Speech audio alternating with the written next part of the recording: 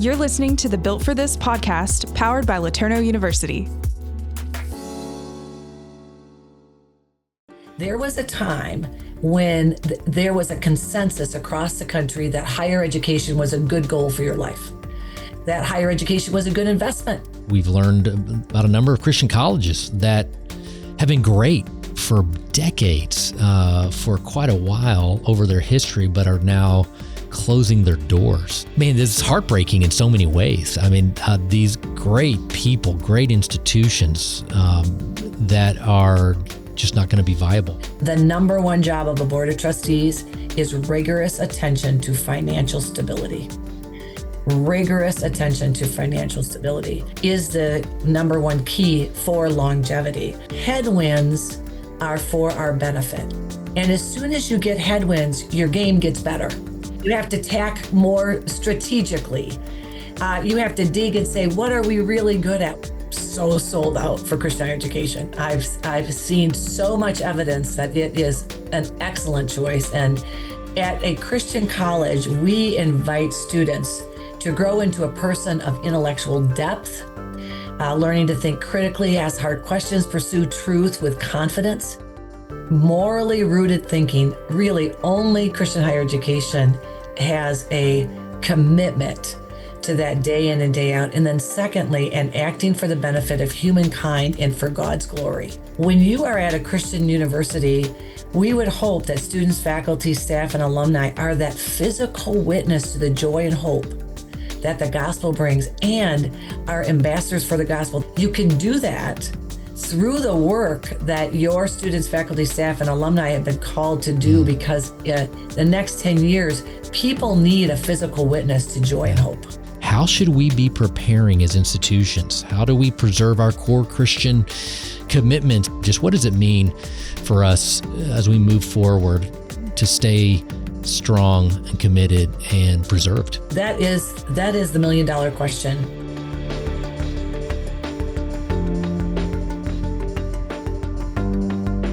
Okay, well, thank you so much, Shirley Hoogstra, for joining us on our Built for This podcast here at LeTourneau University. This is a conversation I've been looking forward to ever since you agreed to do this with us. And I just want to thank you so much for connecting today. And before we dive into our conversation, I want to give for our audience's benefit a little bit of a background and context about you and about your career. And then We'll just dive in, if that sounds okay. That sounds great. Well, Steve, I'm so glad to be with you today. You know, before 2020, we didn't do this kind of visiting, but it feels so real and so personal. Mm-hmm. And I just want to tell your audience how much I've enjoyed being on your campus. I've been there a couple of times. Yes. Most recently was for your inauguration. Mm-hmm. And the spirit in which your campus thrives is so evident when you walk into the campus. And I just am so grateful that you are being such a witness to the beauty of the hope of Jesus Christ in your context. So it's a pleasure for me to be with you too. There's so much that I could say about your career, your life, and the ways you've impacted Christian higher ed and the wider, broader world. But let me just say a few things for our audience to get us started. Shirley Hoogstra is known as a passionate, and that comes up a lot, and charismatic, I've witnessed that myself, advocate for the role of Christian higher education in advancing the common good. Shirley began her tenure as 7th president of the Council of Christian Colleges and Universities, an organization of about 180 or more institutions, not only across the USA, but also across the world. In September 2014, she began her presidency there and then retired just last year as President Emerita. Her leadership over that decade was marked by a strong commitment to high-quality, Christ-centered liberal arts education that holistically shapes students. As CCCU president, Shirley skillfully represented members in Washington, D.C., advocating for the role of Christian colleges and universities within the broader higher education landscape. Her leadership emphasized the importance of formative communities in the development of students' hearts, souls, and minds. A lifelong educator, she championed professional development for campus leaders. I've benefited from that myself. She supported faculty scholarship in teaching and promoted the CCCU's immersive best semester programs. Notably, she prioritized efforts to expand the impact of underrepresented groups on CCCU campuses, working to ensure that students and faculty and leaders of color are fully integrated members of their academic communities. Shirley holds a bachelor's degree in education from Calvin College and a Juris Doctor from the University of Connecticut School of Law. She spent over a decade as a litigation partner before answering a call to serve Christian higher education full-time at her alma mater, Calvin College, where she became vice president for student life. While at Calvin, she also co-hosted the nationally televised PBS show Inner Compass, engaging in insightful conversations with more than 150 thought leaders. And then just last April, the American Council on Education named her an ACE Senior Fellow for her visionary leadership. She also has a wonderful husband and growing family and has been such an encouragement to Bonnie and me as a new college president 5 years ago almost, which is hard to believe. And has been on our campus and has been a friend and encourager from day one. So again, Shirley, thank you so much for spending time with us at LeTourneau University. I'm really excited about this conversation. Well, you're welcome. I certainly believe that we cannot predict what the trajectory of our lives are, but we can for sure know that the Holy Spirit will lead and guide us. And that's what I have felt over my whole career. Okay, so to kick things off, actually, I want to ask you, what did you want to be when you grew up? Let's say when you were about 10 or 12 and you got the question, what do you want to be when you grow up? And did you even, let's say in college, let's say at that point, ever imagine being a leading voice for Christian higher education? That is such a great question. When I think back to where I was in middle school, I think that I knew then, because I attended Christian day schools, my parents were very much people who were involved with the community and serving, that a life worth living would be a life that combined an occupation and volunteerism. And when I was in college, I thought to myself, I think that if I'm a teacher, I'll be able to plug in wherever God might lead me in my life. And so I got an education as an elementary education and special education teacher. I got married right out of college. We had met at Calvin University. And then it proved to be true. I think that as an elementary school teacher, I taught a junior high, which prepares you for everything in life. I was able to understand what it meant to have an audience who you were going to teach new concepts to. And so after I left teaching and got my law degree at the University of Connecticut, up in Connecticut, we had moved from Paterson, New Jersey. We moved over to New Haven, Connecticut. There weren't teaching jobs at the time. I was a liberal arts grad. And I thought, well, I can go back to school and get a law degree and we'll see where that takes me. And in fact, it has both my education background and then my legal background culminated in some leadership on a Christian college campus after I was an attorney and litigator. Prove that God had a plan all along. I didn't necessarily see it in particular clarity, but I did have a sense that I was making the next right step. When and how, from your time at Calvin as VP for Student Affairs, did the idea or maybe the opportunity for being the CCCU president arise? Tell me about that process and why you felt called for that particular role. Okay, so picture this. I'm an attorney. Yeah. I'm a lawyer. I'm doing high conflict divorce work, teaches me litigation and how to try a case, working with people who are in crisis. And I'm on also as a volunteer now. Remember this idea, this thread of being a volunteer has been so important in my life. I was a volunteer for Calvin University. I was on their board of trustees. And the opening for vice president for student life came up. And now remember, my training in student life was to be an RA. Yeah. It's an important role, though. Yeah, it's an Yeah. important role, but I don't think it qualifies me to be the vice president. But nonetheless, I felt a distinct call to say, well, what about you? And I thought, really, Lord, you want us to pick up? My husband's a pediatrician. You want us for him to get a new job in a medical practice? We're supposed to relocate with our kids. And I don't feel qualified because I've been a leader. I get that. But what about the whole subject matter of higher education and student life? Well, this is where the CCCU comes in. So the Council for Christian Colleges and Universities is the primary professional development arm for Christian higher education. And they had all sorts of really good opportunities for me to learn about student life. So I got the job. The president at the time, Dr. Galen Biker, said, hey, here's a leadership development institute that you can go to and find out about higher education, about student life work. I did that. And for the next 15 years, I was a really dedicated volunteer for the CCCU, served on a number of committees. I worked on the Soul Force ride that came through. I was a facilitator at the Leadership Development Institutes. I got this whole constellation of developmental friendships through that.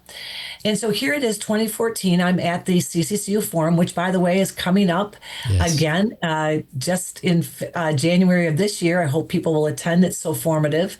And I was at the Los Angeles, I think it was probably 2013, 2012, 2013 Forum. And they had a presidential turnover that was unexpected. And there, Bill Robinson and Chip Pollard were trying to recruit people to apply. Now, I didn't think, I was not planning on moving to Washington, D.C. at that time in my career. I thought I would just finish at Calvin. God, again, I read the job description. My husband read the job description, and he said, honey, that is written for you. They need someone who understands law, government, legislation. They need someone who understands campuses and the problems that can arise on campuses. You should seriously think about it. And I'm for you if you decide to apply. Well, I did. I got the job. And I started in 2014. And Steve, that job brought together all of the experiences in my life in one setting. And I felt that I was using 8 cylinders in an 8-cylinder engine for Jesus. I agree. In fact, when you announced your retirement, and we've got a great successor, of course, but I remember thinking, oh my gosh, what are we going to do? And that's probably always, the sort of fleshly impulse when you've had a really strong leader. You think you just can't imagine, the institution, the organization in a different way with different kind of leadership. But it did feel like that was the decade where we needed Shirley Hoogstra in that role for all the reasons that you said. And it was just really fun to see. It's always great to see people when they're, feeling God's pleasure, if I may, and, that's the thing about God. Yeah. He actually knows what's around the corner. And so now President David Hogue is there, and he's the perfect person for this next decade of challenges. And I have to say, when I look at what the CCCU is facing today, they are different headwinds. And what we do know is that, and I've had it my whole life, God equips who he calls. Yes. So it's 2014, and you're entering this new role. I'm curious, over that time period, over that 10 years, what shifts in Christian higher education really stand out most to you as you think back? And then how do you think those have shaped the present moment? And maybe even as part of that, what were some, maybe I say highlights over your tenure in that way, but they could have been real challenges that you experienced in your role as president of the CCCU? Steve, you'll remember back, because you've been in higher education for a long time too, there was a time when there was a consensus across the country that higher education was a good goal for your life, that higher education was a good investment, that you could trust higher education, that being a Christian was an honorable thing, and being a Christian institution was valuable for a nation. That was the kind of milieu, the ethos for higher education and Christian higher education for a long time. When in 2014, I came into what I would call the beginning of a tremendous shift. And the shift was the rise of social media. You know what? Tech titans didn't go to college. You don't need to either. You know how the press always wants to get that little dog bites man story, not the common story, but the story that makes you think, oh, maybe it's the opposite. And increasingly, government relations were on the rise. There was a shrinking Pell Grant compared to the cost of college and university. There was a rise in polarization. And then we saw a real clash of values and beliefs around human sexuality that was emerging at that time. And then being a Christian was labeled that you were a bigot. And so here I was leading an association where our primary goal is to advance the cause of Christ through the format of higher education. And people were wondering if it was worthwhile, whether it was trustworthy, whether it was valuable, whether or not it was a 4 years where you would want to get the best education possible. Now, I have to say, and I think this has been the case throughout my career, and you might see this too, headwinds are for our benefit. Headwinds are for our benefit. And as soon as you get headwinds, your game gets better. Yeah. You have to tack more strategically.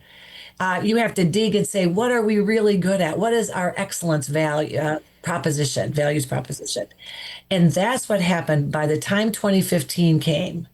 In that next decade, we were hitting ahead of these headwinds, which I just enumerated, and it sharpened us as a whole movement about what were our incredible distinctives. Wow, that's so good. I've tried to embrace that on a much smaller level, just in leadership in general, and in leading LeTourneau University, and or it could be our churches and families and communities. And that is, when you face a challenge, it might just be the right thing that God has allowed to come your way to make you better than you were before. And I really, really appreciate that. What a decade, 2014 to 24 involved.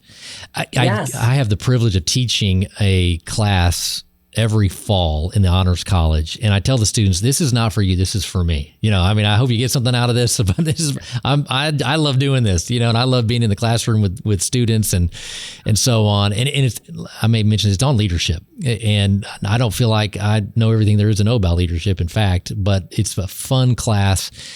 And I'm curious, over that decade, what did you learn about leadership? Just God had obviously prepared you, even from, being trained at law school, et cetera.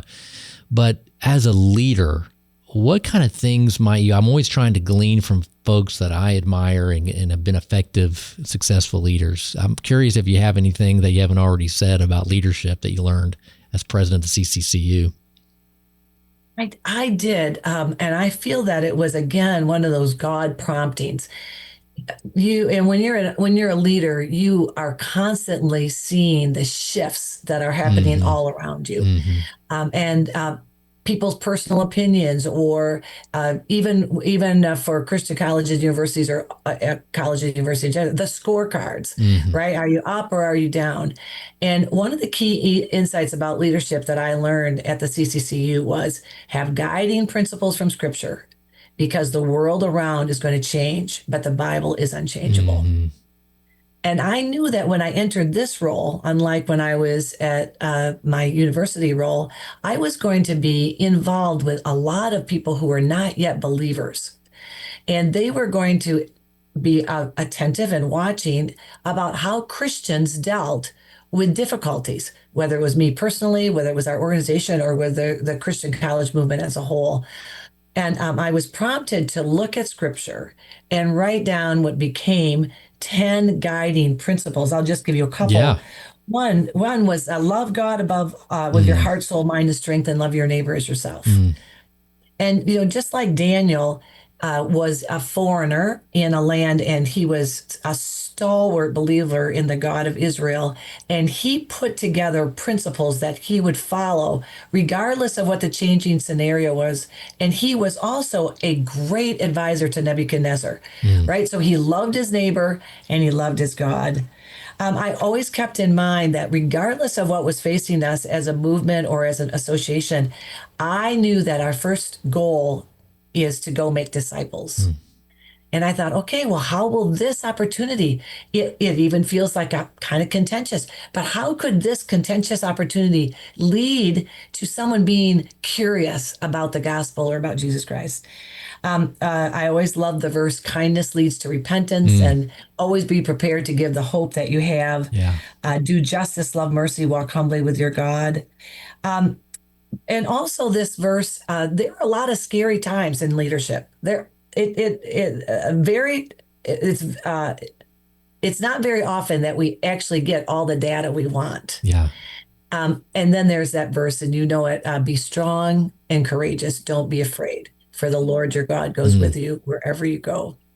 And then just the last one, Steve, is from Romans.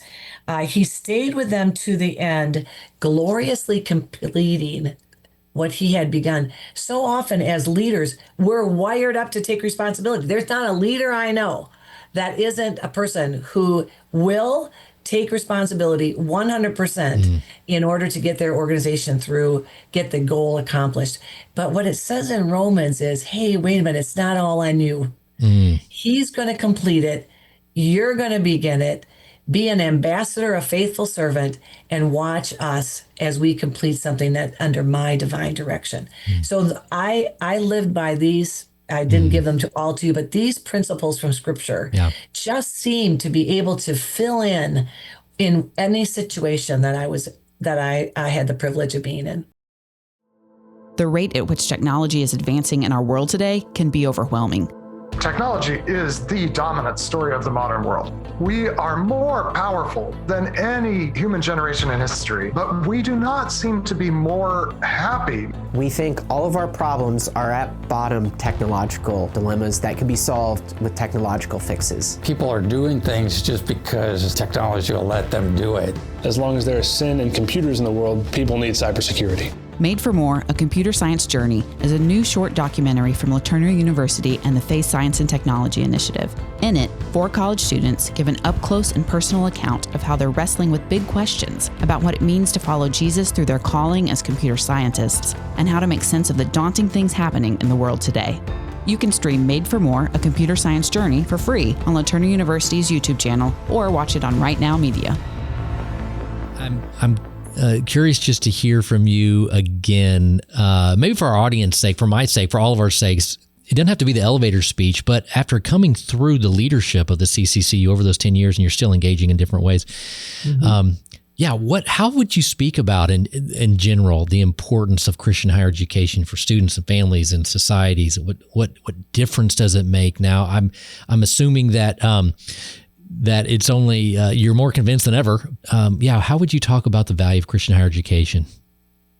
I am so sold out for Christian higher education. I've seen so much evidence that it is an excellent choice. And I know that the Holy Spirit leads and guides families and children of those families to the right place, and they can get spiritual maturity in other places. But at a Christian college, we invite students to grow into a person of intellectual depth, learning to think critically, ask hard questions, pursue truth with confidence. We invite a person to grow in spiritual maturity, developing a faith that is thoughtful, resilient, deeply rooted. We invite to a student to grow as a person that has moral clarity, and that is such an incredible distinctive for Christian education. We help our students learn to discern right from wrong in complex real world situations. And then we give people a vocational purpose, discovering not just what they can do, but what they are called to do. And I think that this is a value proposition that every family should take such a hard look at. And I've seen it work over and over and over again. Intellectual depth, spiritual maturity, moral clarity, and a vocational purpose.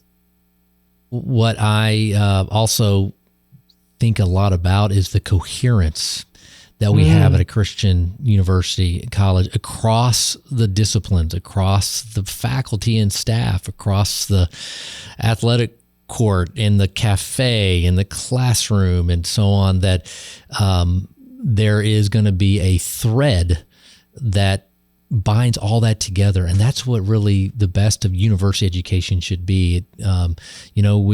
We're taking our chances, perhaps, when we don't have that Christian commitment, which is common at a place like LeTourneau across all of our employees. I mean, that's just for starters. And so thank you for that. Yeah, I love hearing the way that you talked about those virtues and values and outcomes of Christian higher ed. Super helpful. Well, I love your word coherence. I think that people feel they're living in a fragmented world. And a world that jumps. You don't have to be ADHD to feel like you're just being pummeled with an idea. Can I believe this? Can I not believe this? And this coherence, it is a community. You are deciding to envelop yourself in a community that shapes your loves, your loyalties, your character, your convictions, and the direction that you're going to take. And so many great Christian authors have written about what kind of love and loyalties do you want to have in your life, because that will shape you for the rest of your life. So you have 4-5 years of undergraduate education, the most really formative years, 18 to 22 or 23. And you can shape yourself and have friendships that are going to buttress your life. Faculty members who will be lifelong confidants and lifelong guides for you. And it's an important choice, and a Christian education makes that choice even richer. I want to think about the next decade or two, but let me begin by what's on my heart and thoughts quite frequently, and that's that over recent months, you're very aware of this. We've learned about a number of Christian colleges that have been great for decades, for quite a while over their history, but are now closing their doors. So I just, from a recent Christianity Today article, drew a really pretty quick list. But for example, this was, I think, published in August. So in New York, the King's College, Nyack College, which most recently called Alliance University, have folded. In Nebraska Christian College, Lincoln Christian University, Judson College, Trinity International University, Iowa Wesleyan University in the Midwest, Concordia University in Portland, Oregon, also in Portland, Multnomah Bible College, which became Multnomah University before becoming the Multnomah campus of Jessup University in Sacramento, is shutting their doors. I think they're pushing all their seminary students online, if I remember correctly. Well, there's really too many to list, and yet even just recently, I mean, it was a month or so ago, Trinity Christian College in Palos Heights announced the closure of their school after 66 years of ministry. That's the way I put it. It's academic ministry. It's the way I talk about it at LeTourneau. I mean, this is heartbreaking in so many ways. I mean, these great people, great institutions that are just not going to be viable, and they're not viable moving forward. And so as we think about the next decade, I guess even the current moment, but even into the future, what do you see, Shirley, as the greatest threats to the vitality of Christian higher education? And how should we be preparing as institutions? How do we preserve our core Christian commitments in this environment, which is a dynamic environment? It's not by any means to say that these institutions lost their way missionally. I don't mean it even that way, but just what does it mean for us as we move forward to stay strong and committed and preserved over the next several years? That is the $1 million question, because you can see from this list of outstanding institutions that did not continue, and most of these are after COVID. Yeah, right. So that we had this intervening event that was very significant. And the first thing I've been doing a lot of reflection on this particular topic as a person who loves Christian higher education and wants this community to continue to thrive for the next 50, 100 years, Lord willing, The first thing that I hope our listeners would remember is that the contributions of institutions that close remain. So all of these institutions have had, I'm sure, tens of thousands of alumni. Yeah. All put together, and they are making a great contribution in the memory and in the way that their institution trained them up to be. So, while it is very sad, it is not a story that ends with the closure of the institution.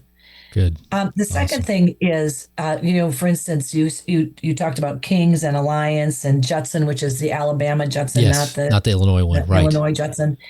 Concordia, Multnomah, and Trinity Christian College. I would say that one of the characteristics that each of those shared was financial fragility. Mm-hmm.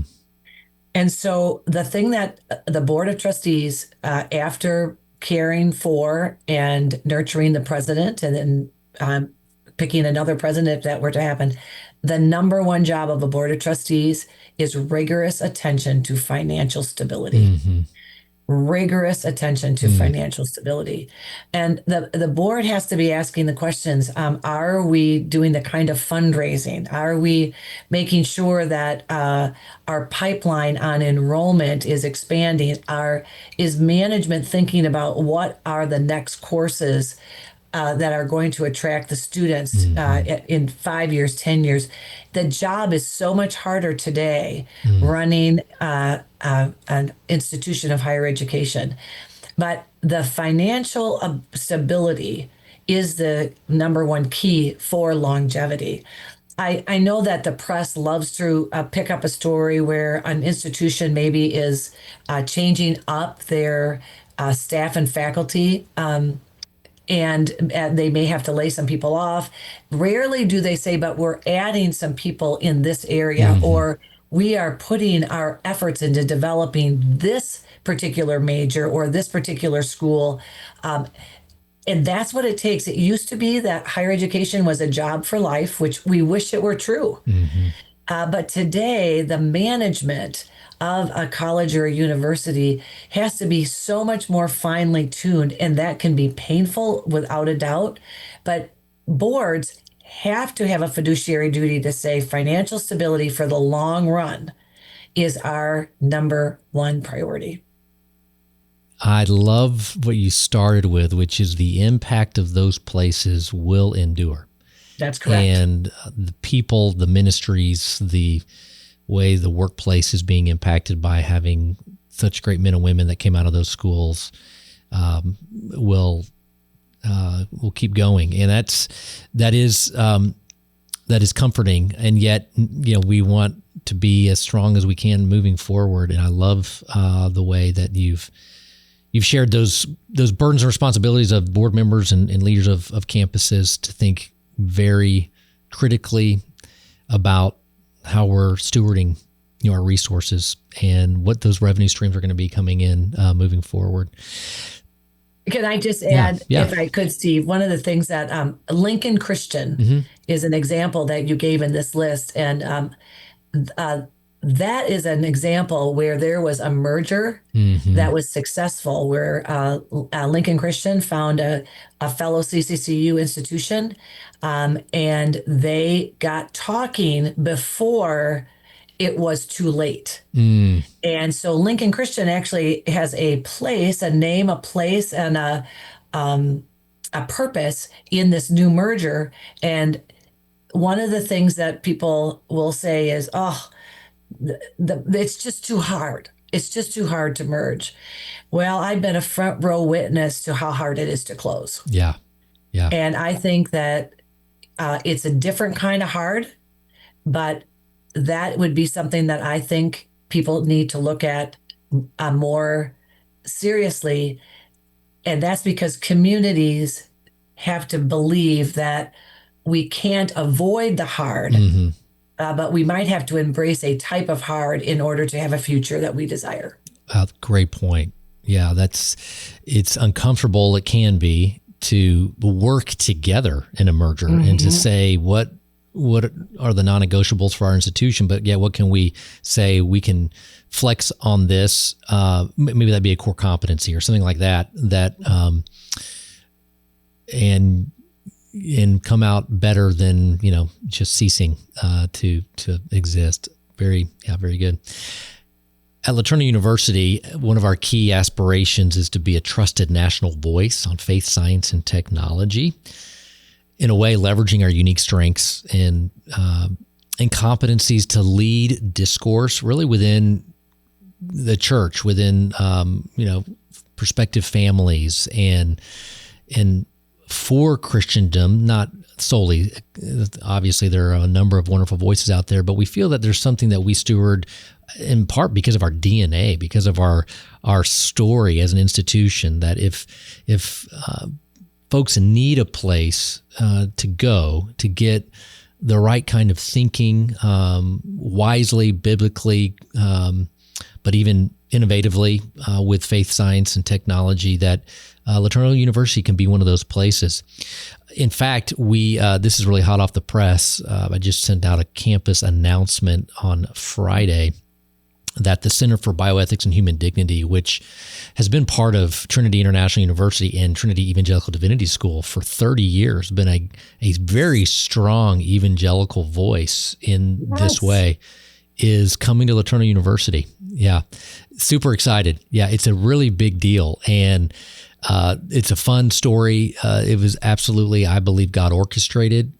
But starting January 1st, it will become the Center for Bioethics and Human Dignity at LeTourneau University, and we're hiring all their staff. It's just been amazing. They're super competent, godly people that we need that voice. And so that, I guess, is just a way of saying, as an illustration, that we believe it's important for us at LeTourneau University to be one of those places that people can count on. So I guess I got two parts with that sort of preface, I suppose. How important do you think it is for CCCU members to engage? The first question is really on the national level, so the wider culture, to be involved in national discourse. So even apart from whatever that topic may be, that'd be the first one. The second one is, I would say, how do you see polytechnic education fitting into the broader ecosystem of Christian higher ed? I think we can be so humble as an institution, and we've got such wonderful people that want to be careful that we're not just trying to make a name for ourselves. Let's put it that way. And yet I feel like LeTourneau University has a call upon us to speak in a way that would draw national interest, because we have something that we think is really good to say, really good for humanity, for human flourishing, for the church. So I guess the first question is the aspiration to have a national voice. And then the second part would be, this sort of polytechnic education. How do you see that fitting in? Well, first of all, congratulations. Thanks. On what a great initiative for the Center of Bioethics and Human Dignity. That is just it's a stroke of genius for LeTourneau. It's a stroke of genius for Trinity International. It's exactly the kind of thing that should be happening. God can rearrange, at a moment's notice.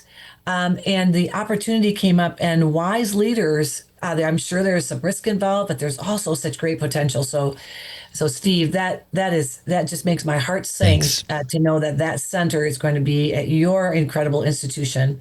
I think that is a kind of a divine arrangement. So that's fantastic. And it really leads into what your next question is. I think being a national voice is one of the key purposes for Christian higher education. It's not to use a phrase, hide our light under a bushel. But in fact, one of my key verses is, to whom much is given, much is expected. LeTourneau has been given much, and therefore it is expected that you would share what you spend your time on, what we talked about.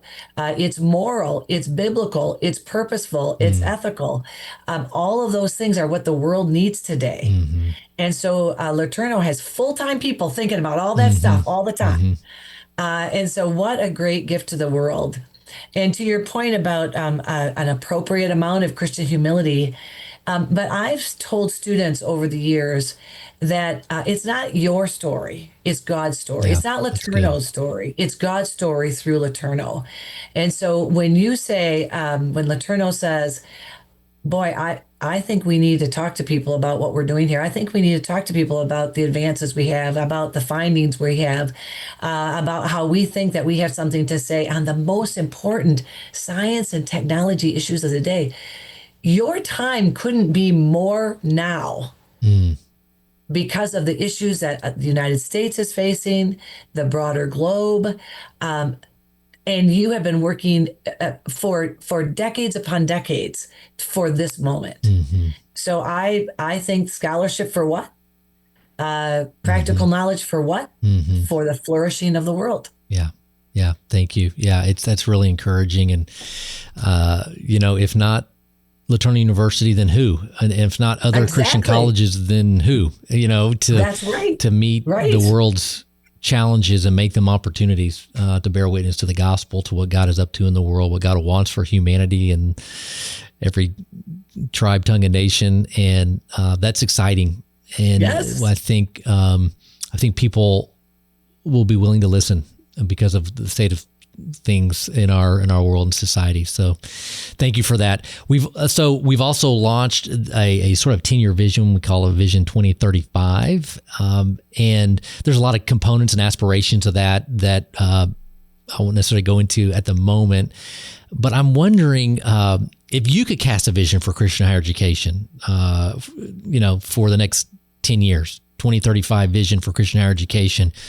What would you hope it looks like? How might institutions like LeTourneau play a role in realizing this kind of vision? What do you want for Christian higher ed over the next several years, let's say decade? Well, I was so impressed by your strategic plan and with your white paper on why LeTourneau, why this calling to your Christian university. And now I agree to have a 10-year vision. How can we get prepared for where God might lead us? We might not know it all, but we can pivot, but we can get ready for a direction that God gives us in an inspired way. And so I thank you for I had a little chance to think about this question before this moment, because vision takes a while to put together. So this is just a very beginning or incremental idea. I think that 3 words: purpose, people, and place. So how might institutions like LeTourneau play a role in realizing the vision for 2035? Well, in the next 10 years, the purpose of Christian higher education is this foundation for morally rooted thinking. Morally rooted thinking, really only Christian higher education has a commitment to that day in and day out. And then secondly, and acting for the benefit of humankind and for God's glory. So that purpose is what the world needs today. And then people, students, faculty, staff, alumni are the physical witness to the joy and hope that the gospel brings and are truly ambassadors for the gospel. There's going to be a lecture coming up at Calvin University on the state of loneliness. Wow. That people are disconnected. We've said the word fragmented before, and you've used the word cohesive. So when you are at a Christian university, we would hope that students, faculty, staff, and alumni are that physical witness to the joy and hope that the gospel brings and are ambassadors for the gospel. That goes back to one of the signature verses that guides my life. Therefore, go and make disciples. Well, you can do that through the work that your students, faculty, staff, and alumni have been called to do, because the next 10 years, people need a physical witness to joy and hope. Yeah. Wow.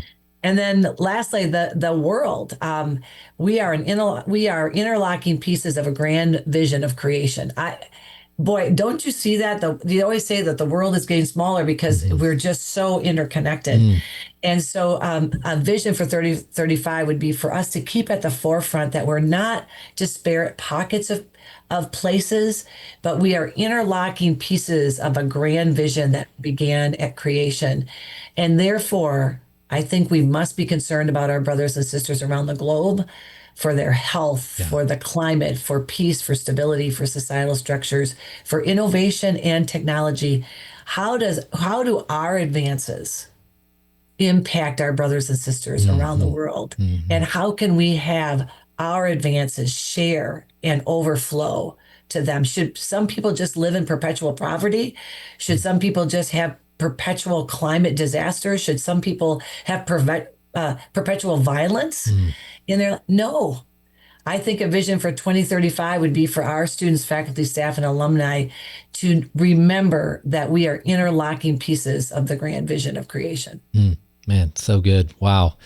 Love it. And it feels very kingdom oriented in that way. And I do believe that Christian higher ed plays a strategic role in God's kingdom purposes. And I appreciate those inspiring words. Thank you for that. And Shirley, thank you for taking some time. I feel like we could talk for a long while, and wish we had more time to do that. But what you've shared has been really important for us to hear. It's been helpful. And I just want to thank you so much. I suppose I'll give you just the final opportunity. If there's anything else that you would want to say that would encourage us as faculty, staff, and students and leaders at LeTourneau University, thank you for your time. You know, Steve, what came to my mind right now is the benediction. And I'd like to, as your colleague in this work, I'd like to pray over you and the people who will listen to this. May the Lord bless you and keep you. May the Lord let his face shine upon you and be gracious unto you. And may his peace rest upon you and your individuals and your location and East Texas and the world. Thank you so much. That means a lot. Yeah, it's been great. Thanks. Bye now. Bye.